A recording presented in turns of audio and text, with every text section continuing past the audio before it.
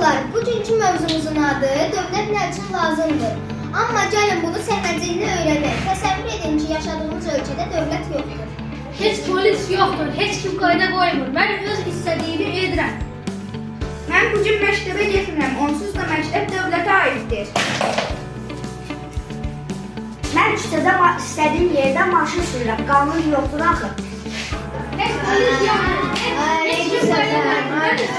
Öz istədiyimi edirəm. Mən də küçədə istədiyim yerdə maşın sürürəm, qanun yoxdur axı. Mən də məktəbə getmirəm. Dayanın, görürsünüzmü? Dövlət olmasa nə baş verir? Heç kim qaydalara əməl etmir.